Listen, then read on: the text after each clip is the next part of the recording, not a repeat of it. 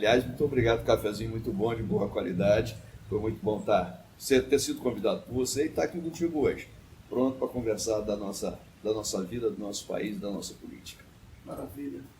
Mário, inicialmente, eu tenho curiosidade para saber, queria que você contasse um pouco a sua história, como você entrou na política, como você entrou no PDT, e depois a gente conversa sobre a conjuntura.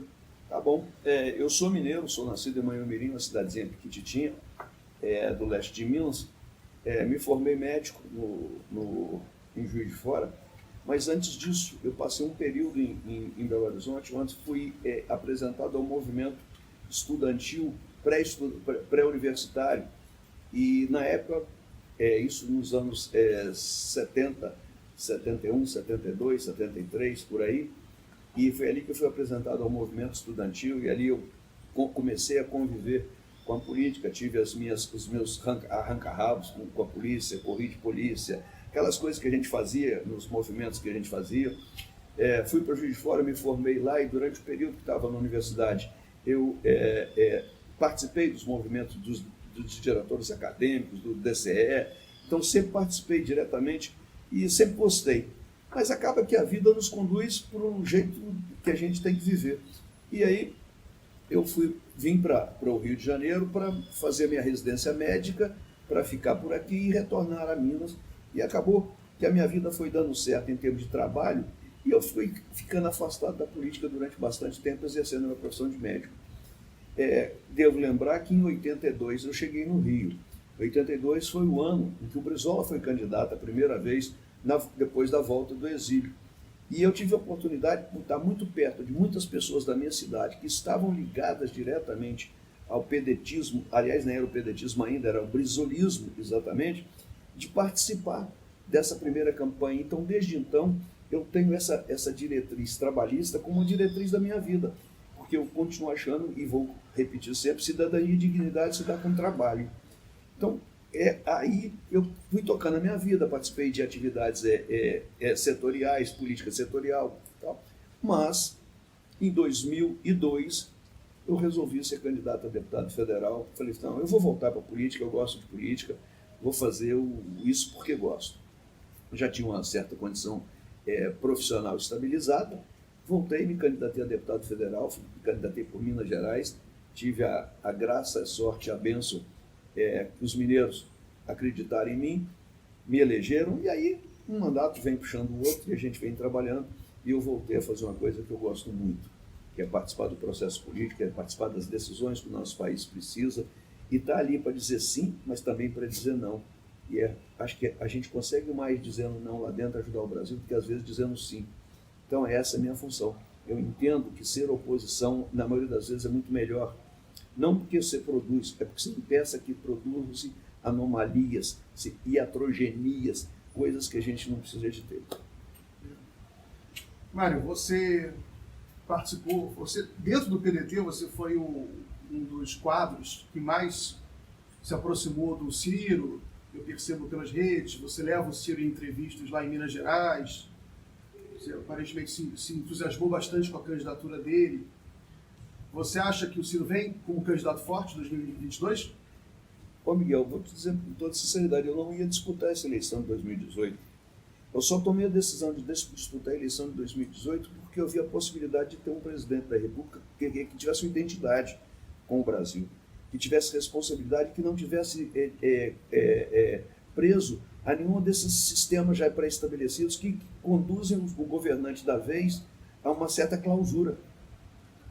Quando eu vi que o Ciro vinha, e o Ciro fez duas grandes referências que eu achei, inclusive disse para ele, se você fizer só essas duas coisas para mim, eu vou estar muito feliz, vou trabalhar muito na sua campanha. Trabalhei muito na campanha de 2018, infelizmente não deu, mas em 2019 continuamos trabalhando e fazendo coisas. Nós visitamos, o Ciro foi a Minas Gerais em 2019 mais de 10 vezes, e todas comigo, eu levando o Ciro às universidades, levando o Ciro às cidades, porque é importante que as pessoas comecem a discutir política de maneira séria. E isso eu fiz exatamente porque era o Ciro. O Ciro, quando chegou, ele disse assim, eu não vou respeitar essa dívida pública que nós temos aí.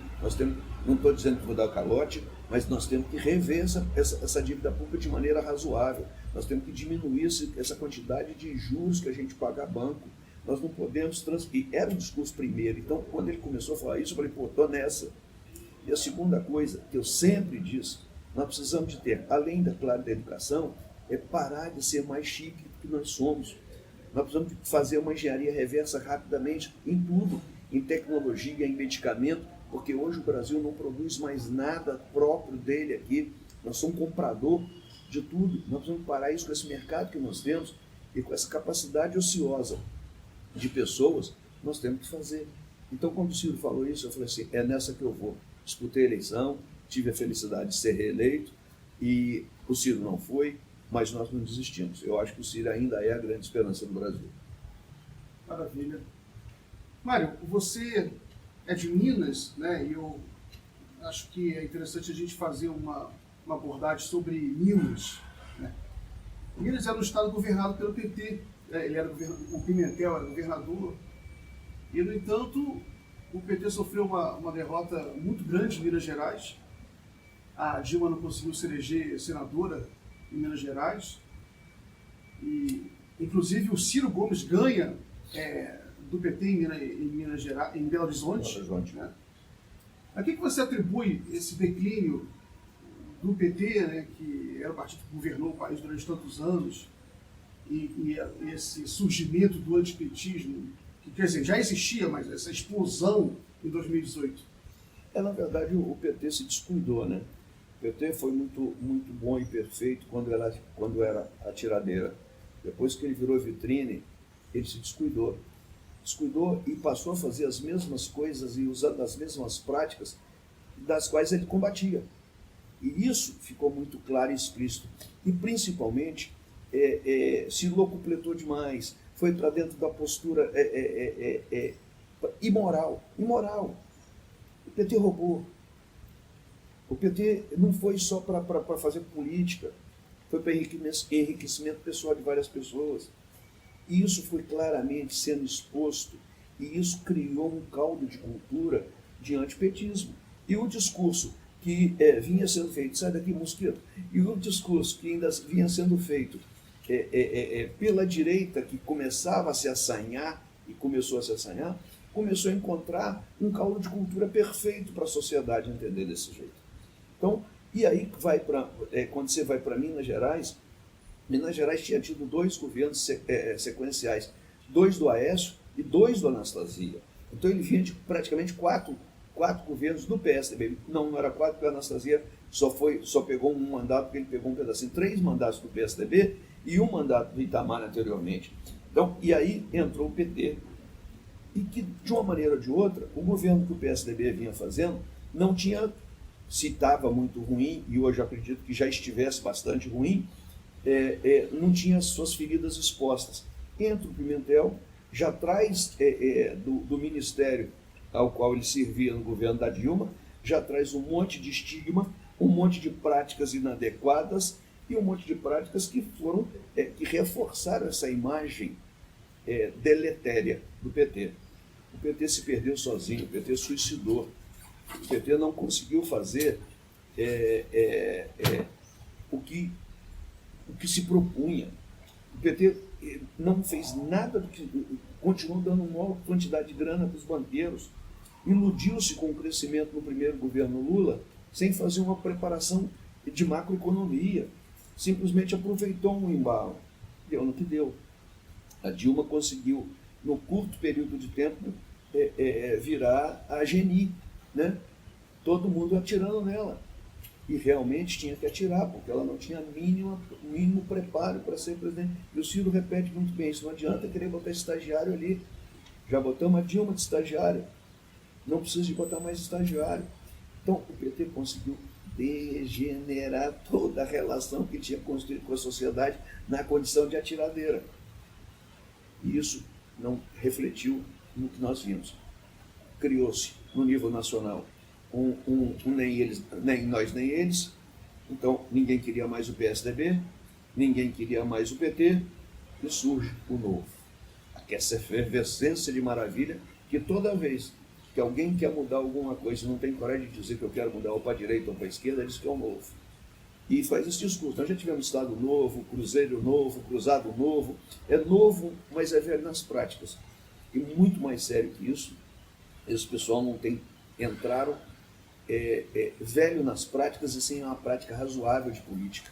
Então nós estamos vendo o que está acontecendo. O governador de Minas dá um aumento de 43% dos policiais, com medo arregado para a polícia, e gera no Brasil esse clima todo, porque nasceu em Minas. Essa concessão feita pelo governador de Minas foi o que deu espaço para que policiais em outros estados achassem que podiam.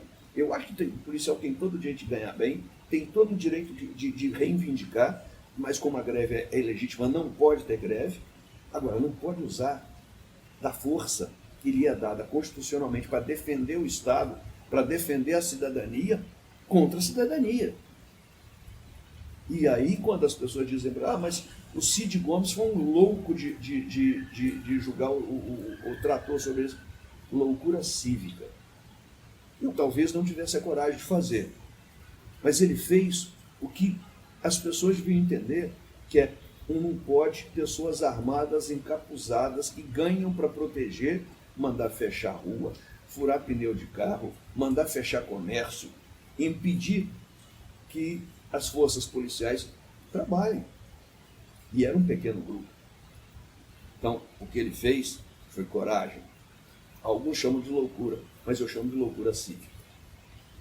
Muito bem. Pegando esse gancho aí do Cid Gomes, né, esse episódio que marcou muito a política brasileira, né? Foi emblemático, já está na história. Mas você nota que, curiosamente, por parte dos mesmos partidos de esquerda que passaram o ano inteiro, né, o 2019 inteiro, falando em resistência, falando em lutar contra o fascismo.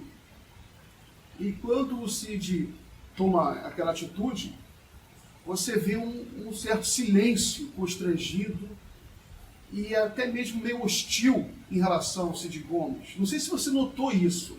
Eu notei perfeitamente. É o retrato do que você viu, é o que nós vimos. Agora, eu acho que eu vi a razão por outra ótica.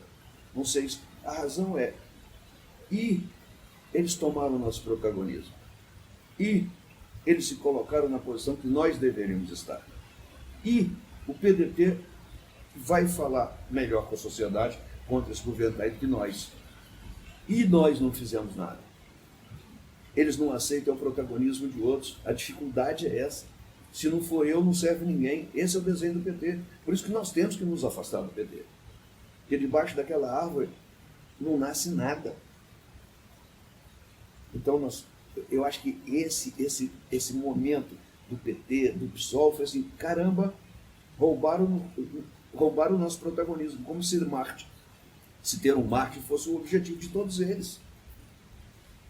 Nós não programamos uma morte, nós não programamos um tiro.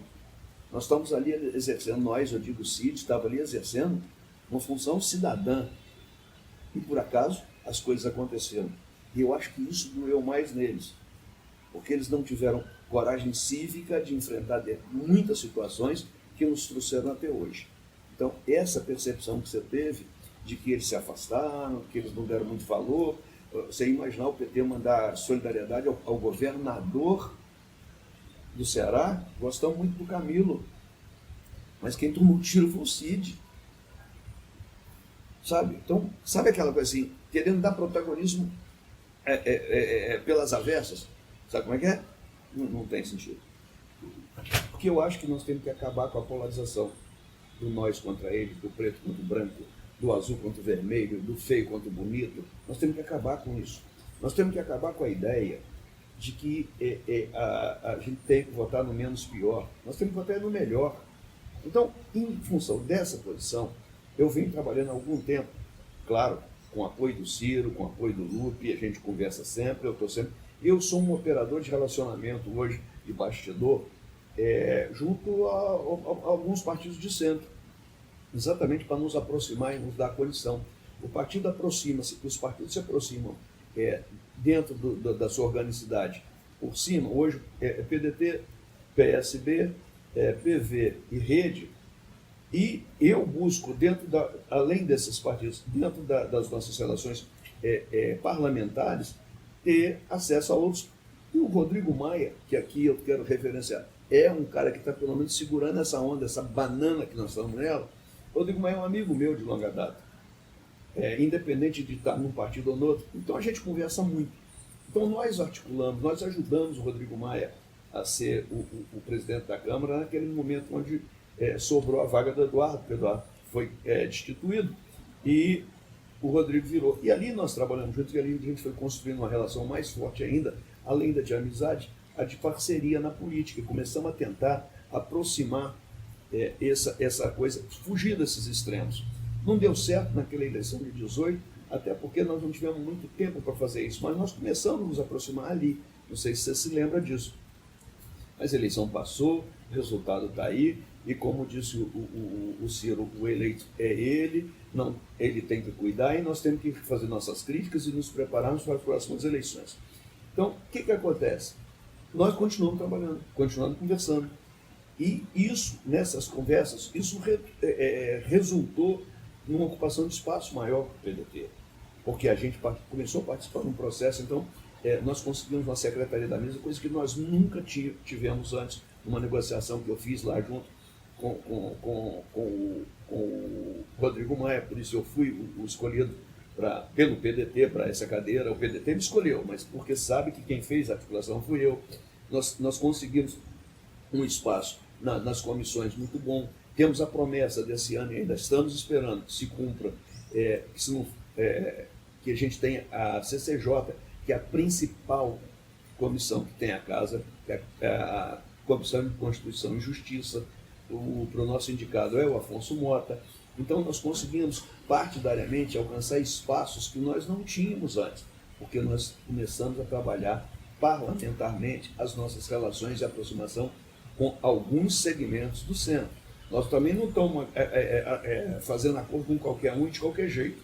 Nós estamos buscando aqueles que mostram, não tendo uma prática muito chegada no nosso campo, também não transgridam o limite da razoabilidade e o limite da coisa bem feita e da coisa certa. E o Rodrigo hoje representa uma das pessoas muito importantes e acredita, eu tenho certeza absoluta, que a solução está por aí. Não adianta eu entrar numa eleição ao lado do antipetismo, não adianta eu entrar numa eleição ao lado do bolsonarismo, porque isso não fala para a sociedade como um todo. Isso fala para os dois segmentos extremados. Mário, sobre essa relação com o DEM e com o Rodrigo Maia, eu lembro que o Ciro quase conseguiu um apoio de vários partidos em 2018. Para 2022, também há um bochicho de que o Maia já sinalizou que pode apoiar, só que você não acha que seria que o Maia está num dilema entre o Luciano Huck e o Ciro, né? Você não acha que ele vai tender mais para o Luciano Huck? Presta atenção, o dilema não é só isso, né? Na verdade, o dilema que nos aflige a todos é como é que nós vamos substituir esse governo que está aí, quem tem mais chance. A verdade é essa. Então, o que acontece na hora da escolha dessa? É a escolha assim, desses meus aqui, afeitos a mim, quem que eu acho que vai ganhar a eleição? É isso. Porque a dificuldade de você divide o centro, favorece as pontas. E eles vão novamente para o mesmo embate. Sim. Por isso a minha PEC de três posições, fiz isso pensando claramente em dar a opção ao eleitor de votar no bom e não no menos pior, mas estrategicamente é uma das maneiras da gente fazer com que alguém do centro possa estar discutindo uma eleição em segundo turno. Entendi. Mário, em relação aos debates sobre a reforma da Previdência, aquilo foi meio traumático para o PDT e para o PSB. Você acha que o PDT cometeu algum erro no caminho, algum exagero, algum excesso? Acho que ele agiu, foi era o que tinha que fazer mesmo. Miguel, eu tenho que confessar e tenho que lembrar isso, porque eu não quero ser lembrado disso, eu quero lembrar as pessoas isso que eu fiz. Eu votei pelo impeachment da Dilma. Eu fui um dissidente do PDT naquele momento. E eu acho que a dissidência ela pode e deve existir. Não pode existir a dissidência intransigente, não pode existir a reiteração de posições que são desgastantes da ideologia partidária, não pode exigir aquele estranho no ninho. Mas uma advertência, nós somos pessoas diferentes, com formações diferentes, de estados diferentes, de idades diferentes, de sexo diferente, nós podemos pensar diferente, e até devemos. Não vai ter um pensamento único. Então tem que deixar claro, eu votei pelo impeachment da Dilma. Já na Previdência, votei conforme o meu partido queria, porque eu também queria daquele jeito, eu não via outra solução. Algumas pessoas votaram contra. Dentre elas, e a mais notória, é a Tabata, que para Ciro, para Lupe, foi uma grande decepção. Eu fui, inclusive, o cara que fez o primeiro vídeo e disse, gente, calma com esse negócio, não sei se você observou, vamos valorizar. Sabe por quê? Porque eu imagino que a gente não pode perder o que a gente tem de melhor, que é o nosso coração, que é a vontade de fazer a coisa bem feita. Eu tenho certeza que a maioria deles acreditava no que estava fazendo, por desconhecimento, por imbecilidade, por qualquer coisa dessas. Acreditava, porque ninguém ali foi corrompido para fazer aquilo. A história que deu emenda, eu vigiei, só emenda para ninguém. Eu fiz questão de ir lá vigiar para ver se alguém estava recebendo emenda daquilo, que foi comprado, acertado. Não teve. Então, eu acho que hoje a solução já ficou mais ou menos boa. Daqueles 8, 4 já estão reintegrados ao partido, e eu espero que a gente reintegre todos. Sabe por quê? Porque não se joga quadros bons fora, e tem bons quadros ali. E não é só a Tabata, não, estou dizendo de todos. Eu citei a Tabata porque ela ficou mais notória, mais notável nesse negócio. Mas essa divergência, ela vai ter que existir sempre, porque partido de pensamento único, você basta botar um cara lá e ele resolve tudo. Os outros 28, 30 podem ir para casa. Entendeu? Então, eu acho muito bom que essas coisas aconteçam de vez em quando, exatamente para oxigenar as nossas relações. Não quer dizer que a pessoa pode reiterar, porque então ele está no lugar errado, ele tem que sair dali. Mas eu espero que a gente não perca mais companheiros que são grandes companheiros de luta. E eu digo para você, por que você acha que o PDT até hoje, e bato aqui na madeira, arrumou uma madeira aqui, o PDT até hoje tem o número de quadros que menos envolvido em qualquer problema, porque eu já entendi uma coisa, os animais se agrupam um bando, e um bando dos que gostam de fazer a coisa direita, de fazer o honesto, somos nós. E é isso que nós precisamos continuar sendo. Então não se perde esse tipo de gente. Então eu acho que o momento é de tentar. Eu sei, o pessoal da audiência aqui, o pessoal que vai te ver, vai, esse Mato está querendo passar o pano. Mas, cara, eu não vejo solução. A solução não é o voto. Eles não foram eleitos. Vamos tentar aproveitar, vamos celebrar nessas cabeças a nossa vontade. Vamos lá catequizar, sabe? Porque eu acho que a gente consegue. Eu mesmo mudei muito e para melhor dentro do PDT.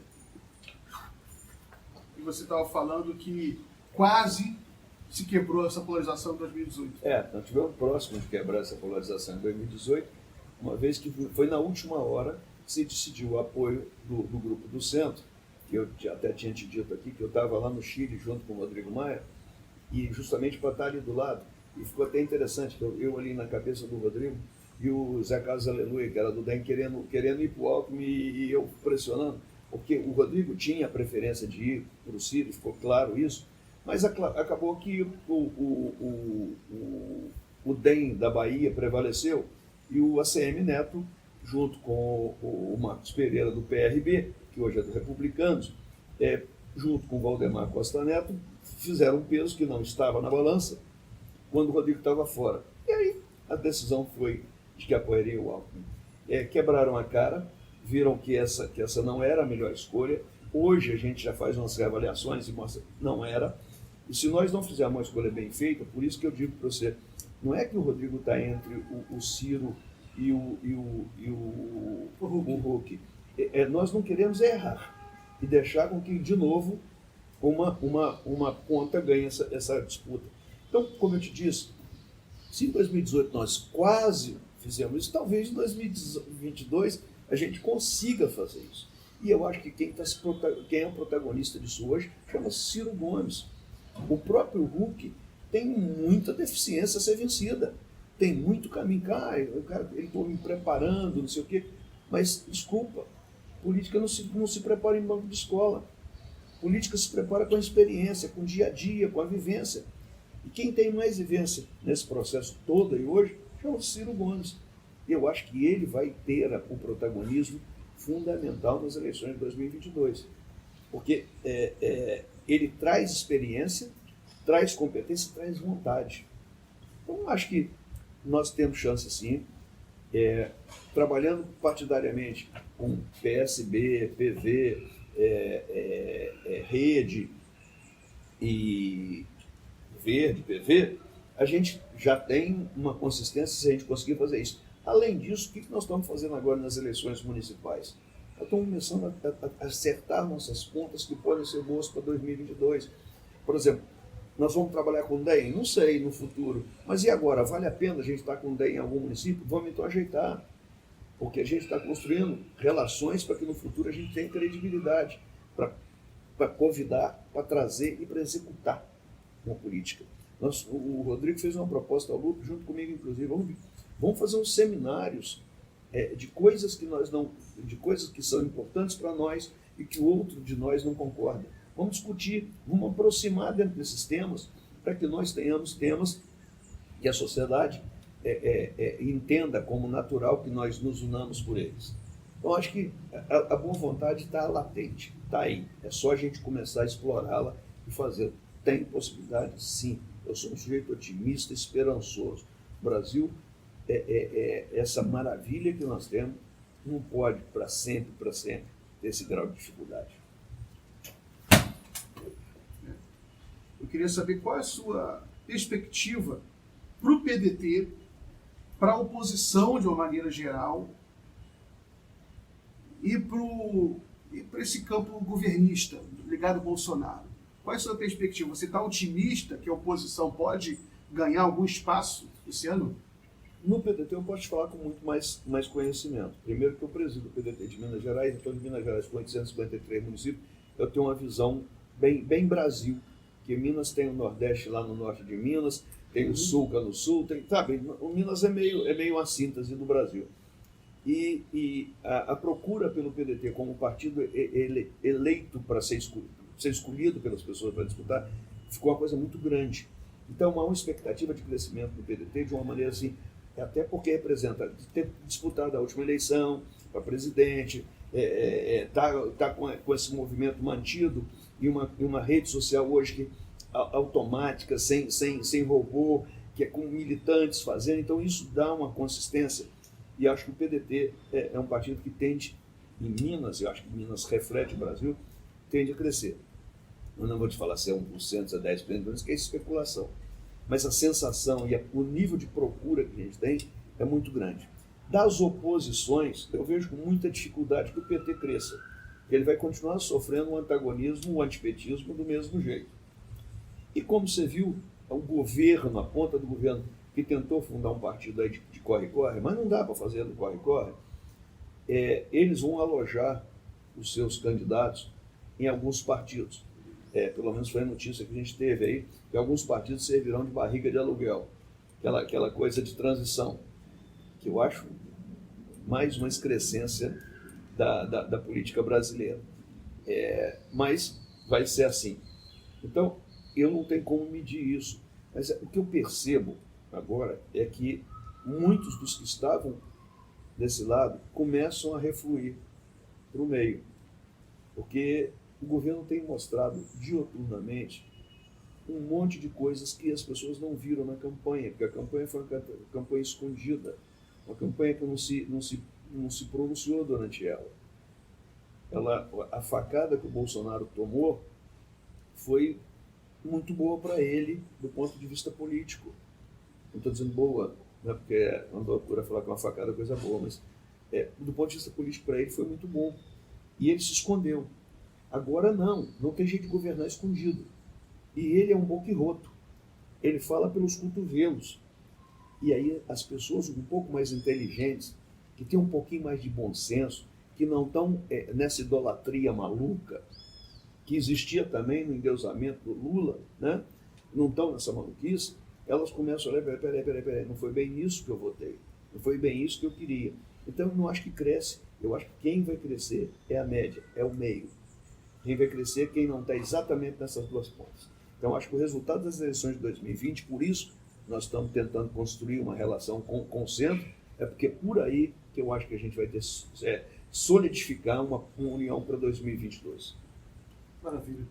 Olha, só uma dúvida que eu tenho, foi sobre um episódio muito dramático que ocorreu em Belo Horizonte, Minas Gerais. Aliás, acho que não foi nem em Belo Horizonte, mas foi quando, na discussão do apoio ao PSB, ao PDT em Minas Gerais, teve briga, teve quebradeira. E você acompanhou esse processo? O que houve com o PSB em Minas? Na verdade, o Márcio Lacerda era o nosso candidato ao governo de Minas. O Márcio Lacerda, eu insisti com ele várias vezes para ele vir para o PDT. Eu já vislumbrava lá naquela época, eu presidia no partido, vislumbrava que ele não tinha garantido a candidatura dele pelo PSB. Mas ele insistiu, acreditou no Siqueira, que na época era o presidente, e eu não sei por que cargas d'água. O Siqueira mudou de posição, nós construímos tudo em torno da campanha do Márcio Lacerda. E o Márcio Lacerda, na última hora, tomou aquela pernada junto com aquela menina do Pernambuco, a Reis, com a Marília Reis. Isso foi de uma má fé, de uma maldade. Levaram o Márcio Lacerda até o último momento, mas o objetivo era único, sozinho. Era não dar estrutura para o Ciro ter o PSB como um partido parceiro para a eleição presidencial e, mais que isso, tirar um amigo direto do Ciro, que era o Márcio Lacerda, de uma disputa onde o Ciro teria seu espaço na política estadual, aparecendo junto com o Márcio, que seria um candidato ao governo. Foi por isso aí que eu disse que nós tivemos que ter um candidato ao Senado, já te falei com o mesmo, ter um candidato ao Senado para suprir essa ideia. Mas foi uma pernada, no último dia, a gente receber isso. Tanto que eles estavam tentando isolar o Ciro de uma maneira tão truculenta, PT em cima do PSB. A gente tem vários relatos de coisas que aconteceram, mas eu não estava presente, não quero aqui criar nenhum problema, mas eram de maneira truculenta em cima do PSB, que o PSB teve que ceder. Nós não tínhamos, o tentativo de isolar o Ciro, deixar o Ciro no osso, era tão grande que eu, na última hora, consegui fazer uma negociação com o presidente do Avante, que é mineiro, que é o Tiber, e conseguimos que o Avante fizesse uma chapa com o Ciro, simplesmente para o PDT não sair sem ninguém. Eles quase tiraram todas as possibilidades de mostrar que a gente agregava alguma coisa. Foi de uma violência política que eu jamais vi. E é uma das razões pelas quais eu digo, eu não quero me aproximar do PT de maneira nenhuma. O PT vai ter que fazer, sim, a sua autocrítica, tem que rever a sua história, tem que rever com como ele tratou os seus parceiros, muitas vezes antes de eu acreditar que isso é verdade. Vamos falar um pouco sobre o PDT. O PDT é um partido curioso, né? Não é um partido pequeno, é um partido que tem muito prefeito, tem muito vereador. Eu fiz até um levantamento dentro do campo da esquerda. O partido que tem mais prefeito é o PSB. O segundo lugar, o PDT. Terceiro, o PT. Até porque o PT perdeu muito em 2016. Em número de vereadores, o PDT fica em primeiro lugar. Só que é um partido que ele tem um problema de coesão política ali, né? E agora, com o PDT participando do processo eleitoral majoritário, presidente, né, houve uma demanda clara da sociedade para o PDT se pôr de pé, para ele se organizar melhor. Você ouve isso, você sente isso na gente. Você acha que o PDT está conseguindo fazer jus a essa demanda na sociedade por organização? Não, ainda não. Nós precisamos melhorar muito, nós precisamos de organizar muito. Mas esse país é um país grande demais, né? O meu estado, então, Minas Gerais, com 853 municípios, fica mais complicado ainda. Mas agora nós temos duas coisas fundamentais que podem fazer isso funcionar. Uma é um pré-candidato à presidência da República, viável, brigão, trabalhador, que coloca a cara a tapa, que dá exemplo, que exemplo é fundamental em política. E o outro, que eu acho assim, é uma bandeira, é uma história, que é um programa de desenvolvimento nacional. Nós temos o que mostrar, o que dizer que vamos fazer e quem vai fazer. Isso é fundamental.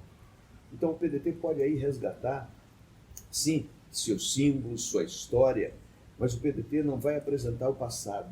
O PDT pode agora começar a apresentar o futuro. É a representação com cara, endereço. É de onde vem, para onde vai, como é que vai, quem vai tocar esse barco. Então eu acho que nesse momento o PDT tem todas as condições de conseguir fazer isso, dar uma organicidade nessa base, mostrar para esses vereadores, para esses candidatos a vereadores, para esses prefeitos, candidatos a prefeitos e vice-prefeitos, o discurso adequado. Eles vão ter o exemplo. Eles têm o candidato com essa postura que eu disse e o que esse candidato propõe. E é dentro dessa lógica que nós temos trabalhado. Nós estamos, inclusive, agora fazendo reuniões com os atuais prefeitos, com os atuais vice-prefeitos, com os atuais vereadores, e estamos produzindo uma cartilha e começando a fazer vídeos com essa turma, exatamente para que nós afinemos o nosso discurso, que nós comecemos a falar a nossa língua com mais identidade. Não conseguimos ainda tudo, é muito grande, é muito difícil. O partido é um partido que você disse, não é pequeno e nem grande, realmente ele é médio, mas é um partido nacional, ele tem capilaridade, isso dificulta muito você chegar lá na ponta. Mas é bom que seja assim, que o partido seja desse jeito, porque ele não é setorizado, ele não é de segmento, ele não é de grupo, ele é um partido de sociedade, multifacetado, que recebe bem todos os segmentos, que tem seus núcleos sociais importantes para todos os segmentos, sem discriminação. É um partido que tem a cara que o Brasil precisa ter, eu acho, para dar direito e cidadania. Então, o que nós precisamos agora é mostrar para esse povo que nós temos um candidato viável, inteligente, exemplo, e que nós temos isso aqui para apresentar. Esse aqui é o nosso programa de desenvolvimento. Nós vamos focar nessas e nessas coisas que estão sendo ditas no dia a dia pelo Ciro, e fica até repetitivo dizer, mas tem que fazer isso.